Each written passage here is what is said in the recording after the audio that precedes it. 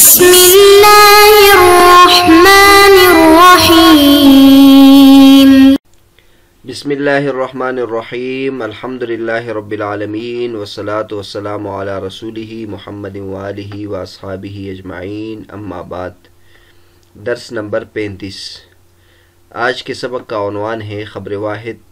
محتب بالقرائن کی پہلی قسم، کسی حدیث کا صحیحین میں ہونا۔ اس سے پہلے ہم نے یہ بحث کی تھی کہ خبر واحد میں اگر کچھ قرائن اور ترجیحات آ جائے تو اس کی وجہ سے پھر علم یقین ثابت ہوگا۔ ان قرائن میں سے یہاں حافظ ابن حجر رحمۃ اللہ علیہ 3 قرائن کا ذکر فرما رہے ہیں۔ ان میں سے پہلا جو قرینہ ہے وہ یہ ہے کہ کوئی حدیث صحیحین میں ہو تو یہ بھی اس کے لیے ترجیح کا باعث ہے۔ 3 قرائن کا ذکر کیا ہے۔ ایک پہلی قسم کسی حدیث کا صحیحین میں ہونا، دوسرا حدیث مشہور ہونا، اور تیسری قسم مسلسل بالائمہ۔ حافظ ابن حجر رحمۃ اللہ فرماتے ہیں والخبر المحتف بالقرائن انواع منها ما اخرجہ الشیخان فی صحیحیہما مما لم يبلغ التواتر فإنه احتفت به قرائن منها جلالتهما في هذا الشان وتقدمهما في تمييز صحيح على غيرهما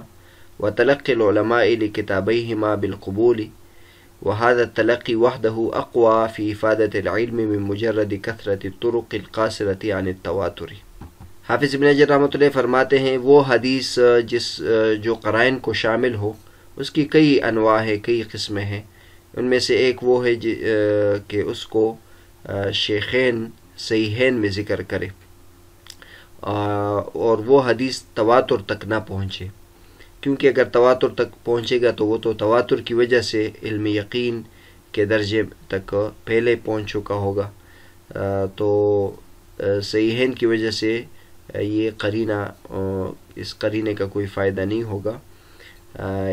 لہٰذا شرط یہ ہے کہ وہ متواتر تک نہ پہنچا ہو اور خبر واحد ہو اور وہ پھر صحیحین میں ہو، تو اس میں کئی قرائن آ جائیں گے۔ فإنہ احتفت به قرائن، اس میں پھر کئی قرائن آ جائیں گے۔ نمبر 1 جلالتہما فی ھذا الشان، ایک تو ان دونوں حضرات یعنی شیخین امام بخاری اور امام مسلم کا اس علم حدیث میں بلند مقام ہے۔ نمبر 2 وتقدمہما فی تمییز صحیح علی غیرہما، یہ دونوں حضرات بلند مقام پر ہے صحیح حدیث کو غیر صحیح حدیث سے ممتاز کرنے کے لیے، ممتاز کرنے میں یہ دیگر حضرات سے آگے ہیں جو دیگر محدثین ہیں ان کے بنسبت۔ اور تیسری بات وتلقی العلماء لکتابیہما بالقبول، علماء نے ان کی کتابوں کو قبولیت سے نوازا ہے اور انہوں نے ان کی کتابوں کو تلقی بالقبول حاصل ہے۔ آگے حافظ ابن حجر رحمۃ اللہ فرماتے وَهَذَا التَّلَقِّي وَحْدَهُ، یہ جو تیسری خوبی ہے تلقی بالقبول والی، یہ اکیلے ہی افادت العلم میں زیادہ قوت کا باعث بنتی ہے۔ مجرد کثرت طرق، یعنی صرف کثیر سندوں اور کثیر طرق کی بنسبت صرف یہ تلقی بھی زیادہ قوی ہے۔ کثرت طرق جو تواتر سے کم ہو، کیونکہ تواتر تک اگر کثرت طرق ہو تو پھر اس سے جو علم حاصل ہوتا ہے وہ تو بہت زیادہ قوی طریق ہے اور وہ بہت زیادہ قوی قرینہ ہے، لیکن اس سے کم درجے میں جو تلقی بالقبول ہے وہ زیادہ کثرت طرق کی بنسبت زیادہ قوی ہے۔ اس عبارت میں حافظ ابن حجر رحمۃ اللہ علیہ نے خبر محتف بالقرائن کی جو پہلی قسم ہے صحیحین میں کسی حدیث کا ہونا، اس کے متعلق تفصیل بیان کی ہے، اور یہاں حافظ ابن حجر رحمۃ اللہ علیہ نے اس کی 3 وجوہات ذکر کی ہے کہ کوئی حدیث صحیحین میں ہو تو اس کی وجہ سے اس کو ترجیح کیوں حاصل ہوگی۔ نمبر 1 وجہ تو انہوں نے یہ ذکر کی ہے کہ جو مصنفین ہیں ان کا مقام بہت بلند ہے۔ امام بخاری رحمۃ اللہ علیہ اور امام مسلم رحمۃ اللہ علیہ کا مقام بلند ہے۔ اور دوسری وجہ یہ ذکر کی ہے کہ صحیح حدیث کے پہچان میں یہ ان کا مقام بلند ہے۔ دیگر حضرات سے کی بنسبت صحیح حدیث کو غیر صحیح سے ممتاز کرنے میں ان کا مقام بہت بلند ہے، کیونکہ ان دونوں حضرات نے اپنی کتاب کا نام صحیح رکھا ہے کہ ہم صحیح حدیث ذکر کریں گے، اور پھر انہوں نے جو انتقاء کیا ہے، جو انہوں نے صحیح حدیث منتخب کیے ہیں بعد کے علماء کرام نے جب انہوں نے تلاش کیا، تو دیگر حضرات جن حضرات نے دعویٰ کیا تھا صحیح حدیث کی تمیز کا، ان کے بنسبت یہ حضرات زیادہ درست تھے۔ تو تمیز میں بھی اور معلول حدیث اور ضعیف حدیث اور کمزور حدیث کی پہچان میں ان کا مقام بلند ہے۔ تیسری بات حافظ ابن حجر رحمۃ اللہ نے تلقی بالقبول کی بات کی ہے کہ صحیحین کو تلقی بالقبول حاصل ہے، یعنی ان کے بعد جتنے بھی اہل علم آئے ہیں انہوں نے ان کی کتابوں کو قبولیت سے نوازا ہے۔ یہاں ذرا تلقی بالقبول کا مطلب بیان کرتے ہیں کہ تلقی بالقبول کا مطلب کیا ہے۔ تو تلقی بالقبول کا مطلب یہ ہے کہ امام بخاری اور امام مسلم رحمۃ اللہ علیہ نے صحت کی شرائط کا واقعی خیال کیا ہے۔ ان کے علاوہ جتنے بھی حضرات ہیں، جیسے ابن خزیمہ ہے، ابن حبان ہے اور حاکم ہے، یا دیگر حضرات ہیں جنہوں نے صحیح کی شرط لگائی تھی لیکن بعد کے محدثین نے دیکھا تو وہ صحیح کی شرائط اس میں موجود نہیں تھی، لیکن بخاری اور مسلم یہ ایسی کتابیں ہیں کہ ان کے مصنفین نے جو شرط لگائی تھی اس شرط کا انہوں نے خیال رکھا ہے۔ تو تلقی بالقبول کا یہ مطلب ہے۔ بعض کتابوں میں یہاں تلقی امت کا لفظ آیا ہے کہ امت نے ان کی کتابوں کو قبولیت سے نوازا ہے، تو اگر امت کا لفظ بھی آیا ہے تو اس سے بھی مراد علماء ہے، کیونکہ ظاہر ہے کہ یہ جو مباحث ہے یہ متبحر جو علماء ہیں صرف وہی اس کو سمجھ سکتے ہیں، جیسے حافظ ابن حجر رحمۃ اللہ علیہ آگے جا کر خود بتائیں گے کہ یہ جو قرائن ہم نے ذکر کی ہے ان سے جو علم حاصل ہوتا ہے یہ صرف متبحر اہل علم کو اس کا علم حاصل ہوتا ہے، اور جب اہل علم کو اس سے ان دونوں کتابوں کو تلقی سے نوازا ہے تو امت علماء کے تابع ہے، لہٰذا یہ کہنا بھی بے جا نہیں ہے کہ امت نے ان دونوں کتابوں کو تلقی سے نوازا ہے۔ یہاں یہ بات بھی ذرا ذہن میں رہے کہ تلقی بالقبول کا مطلب ایک ابن صلاح رحمۃ اللہ علیہ نے بیان کیا ہے اور ایک علامہ نووی رحمۃ اللہ علیہ نے بیان کیا ہے، یعنی اس میں تو ان دونوں حضرات کا اتفاق ہے کہ صحیحین کو تلقی بالقبول حاصل ہے، لیکن تلقی بالقبول ابن صلاح رحمۃ اللہ علیہ کے نزدیک یہ ہے کہ اس سے ان دو کتابوں کے علم میں اضافہ ہوگا، یعنی اس سے علم میں اضافہ ہوگا، یعنی صحیحین کو جو تلقی بالقبول حاصل ہے اس کے ذریعے سے صحیحین میں جو حدیث ہے اس سے علم میں اضافے کا فائدہ حاصل ہوگا، جبکہ علامہ نووی رحمۃ اللہ علیہ فرماتے ہیں کہ اس سے عمل کی تقویت کا فائدہ حاصل ہوگا، اور یہ ان دونوں حضرات کے درمیان جو یہ اختلاف ہے بنیادی طور پر یہ پہلے بھی ہم نے ذکر کر دیا کہ امام نووی رحمۃ اللہ کا مسلک یہ ہے کہ قرائن کے ذریعے سے بھی خبر واحد میں علم کی تقویت حاصل نہیں ہوتی، جبکہ علامہ ابن صلاح رحمۃ اللہ کے نزدیک تلقی بالقبول اور اس قسم کے جو قرائن ہیں اس کے ذریعے سے حدیث میں علم کی تقویت اور یقین کی تقویت کا فائدہ بھی حاصل ہوگا۔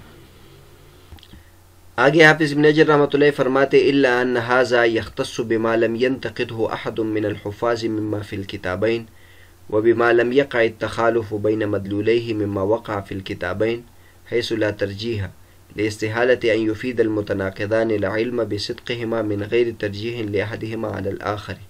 وما عدا ذلك فالاجماع حاصل على تسليم صحته۔ حافظ ابن حجر رحمۃ اللہ فرماتے ہیں کہ یہ جو ہم نے اصول بیان کیا ہے کہ صحیحین میں کسی حدیث کا ہونا اس سے علم یقین کا فائدہ حاصل ہوتا ہے،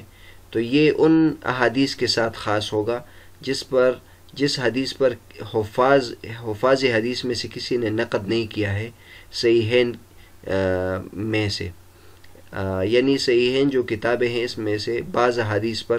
حفاظ حدیث نے نقد کیا ہے تو وہ اس قاعدے سے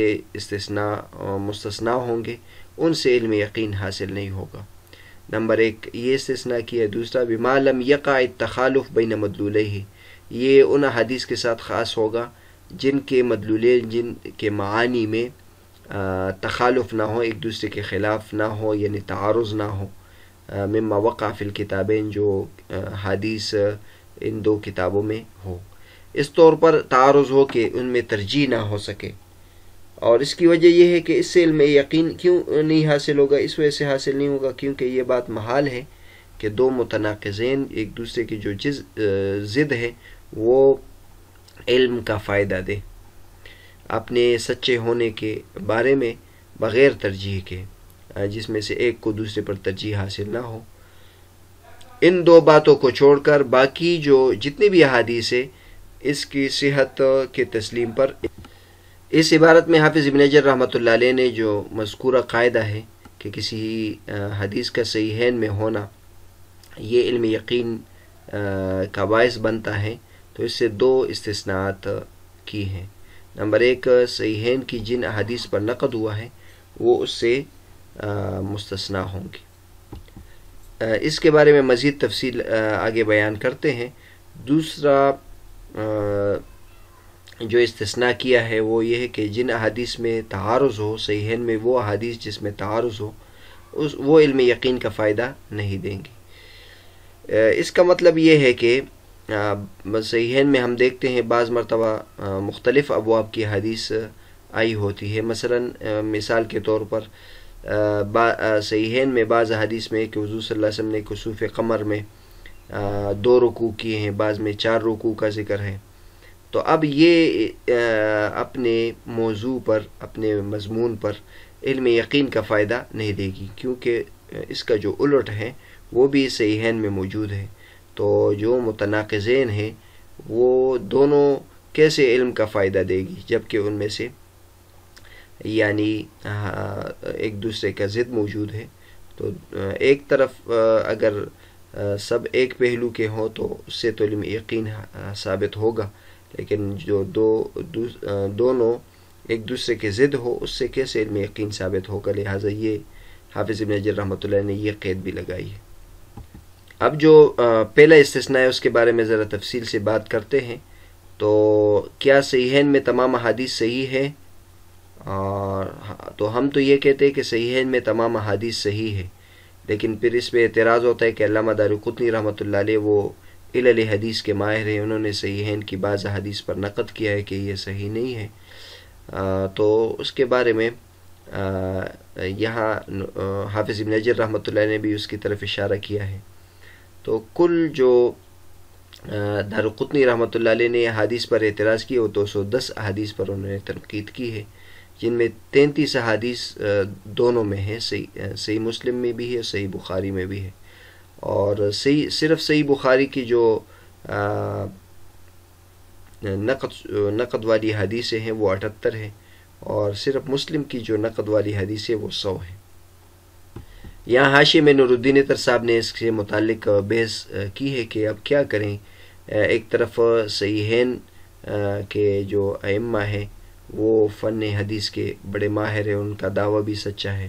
اور دوسری طرف علامہ دارقطنی کا نقد ہے، اور صرف دارقطنی نے نقد نہیں کیا بلکہ دیگر ائمہ نے بھی اس پر نقد کیا ہے۔ تو حافظ ابن حجر رحمۃ اللہ علیہ نے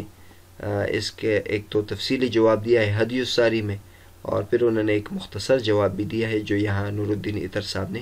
ذکر کیا ہے۔ اس کا خلاصہ یہ ہے کہ دارقطنی رحمۃ اللہ علیہ بے شک علل حدیث کے ماہر ہے، لیکن ان دو حضرات کو، امام بخاری امام مسلم کو، علل میں اور حدیث کی تصحیح اور تضعیف میں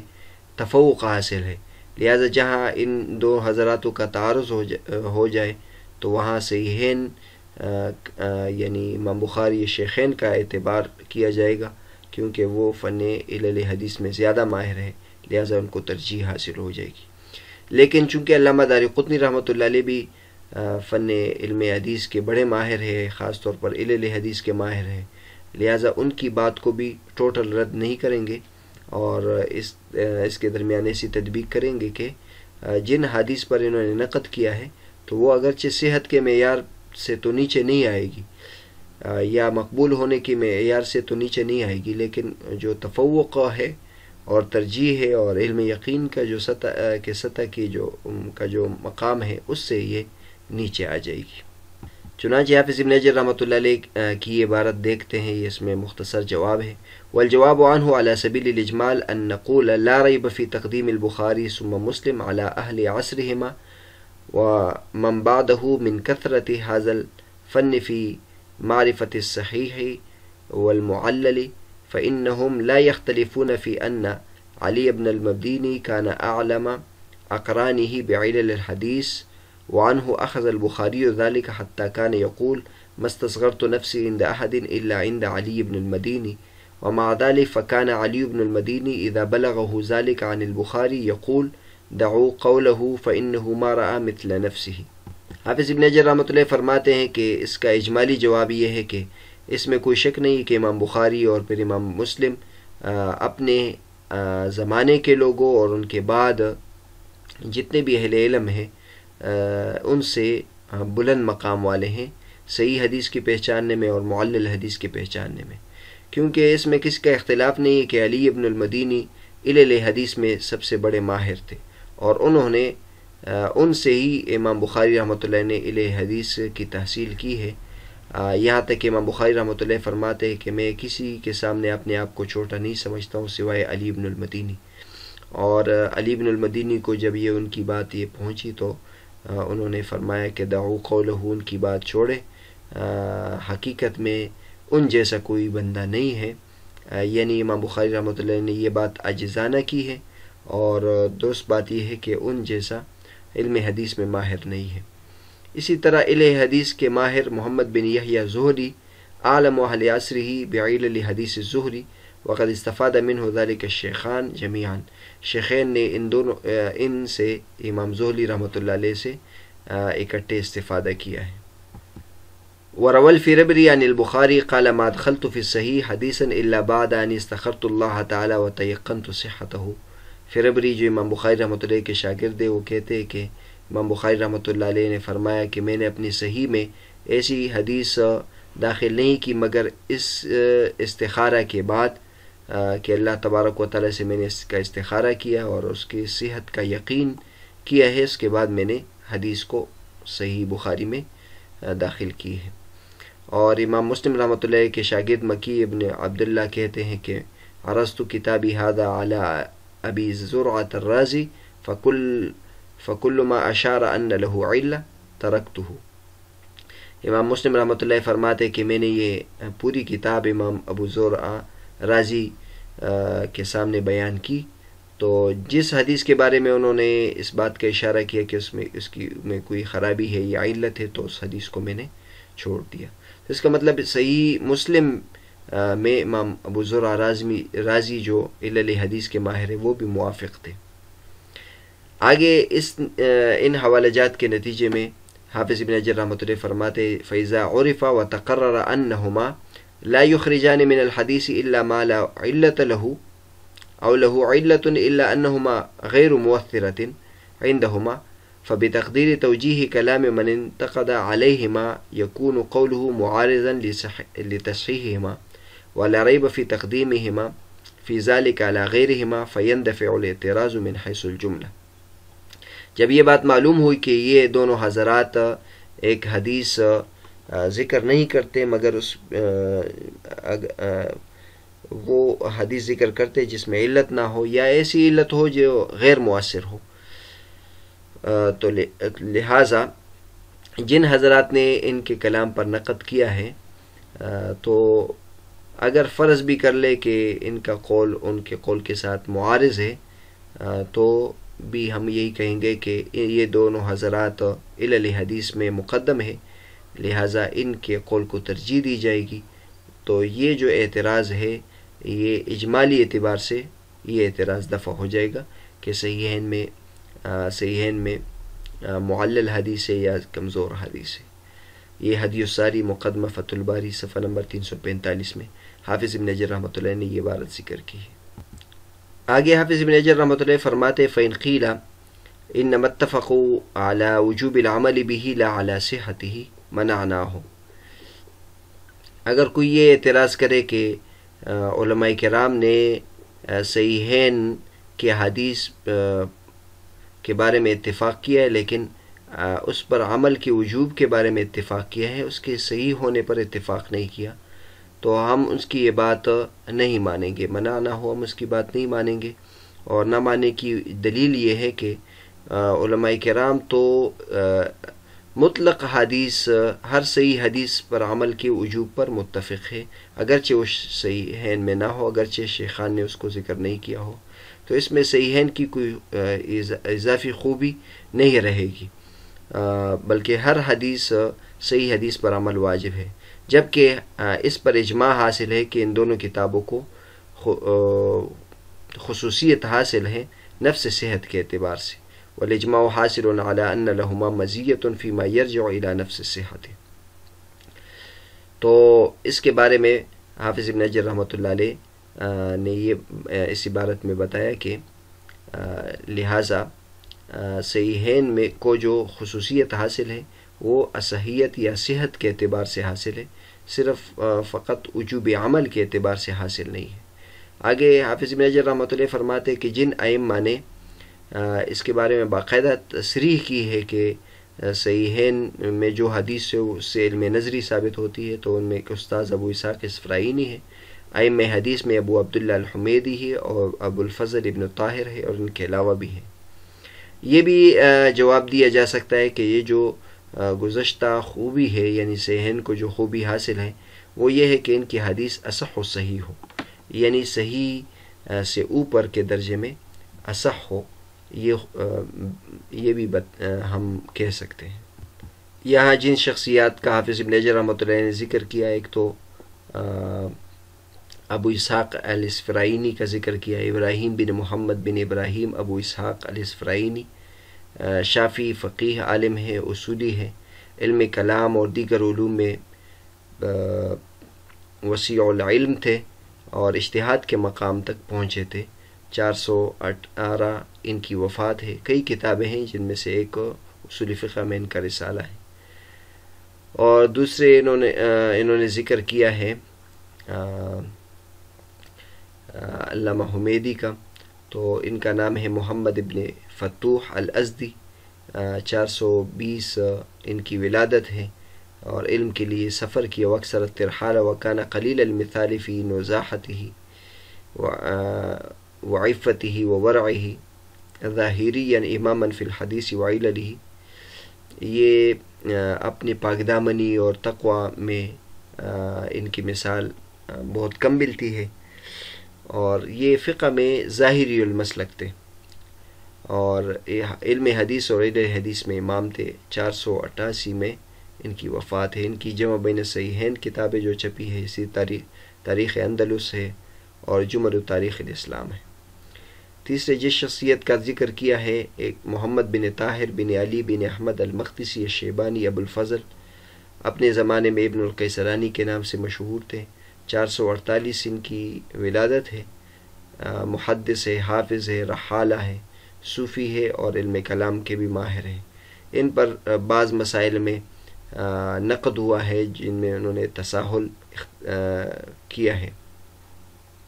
507 میں ان کی وفات ہے. ان کی مشہور کتاب شروط الائمہ ستہ، جس میں سے ستہ کے مصنفین کے شرائط اور مناہج کا ذکر کیا ہے، اور یہ بھی ظاہری مسلک کے تھے. بہرحال ہم نے ان تین حضرات کے حالات بیان کیے، ابو اسحاق اسفرائینی، ابو عبداللہ الحمیدی، ابو الفضل ابن طاہر.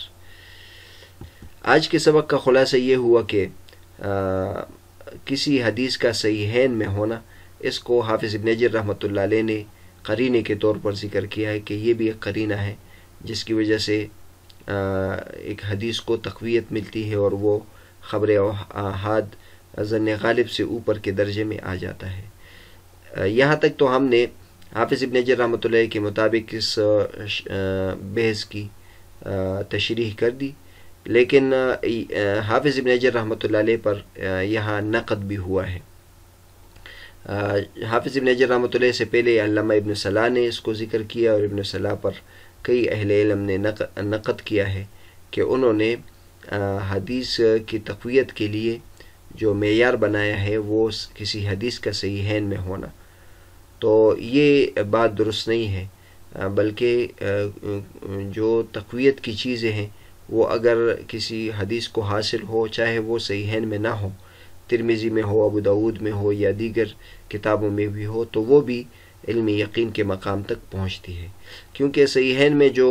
قرین حافظ ابن حجر رحمۃ اللہ نے ذکر کی، ایک تو یہ کہ ان کے مؤلفین کی جلالت قدر ہے، تو اگر یہ جلالت قدر کسی اور جگہ میں بھی ہو، اسی طرح تمییز صحیح ہے، اگر تمییز صحیح کسی اور مصنف میں بھی ہو تو اس کو بھی یہ مقام حاصل ہوگا۔ تو سند کو، رجال کو، اس کی خوبیوں کو دیکھا جائے گا، اگر وہ صحیحین کے علاوہ میں بھی ہو تو اس کو بھی یہ تقویت حاصل ہوگی۔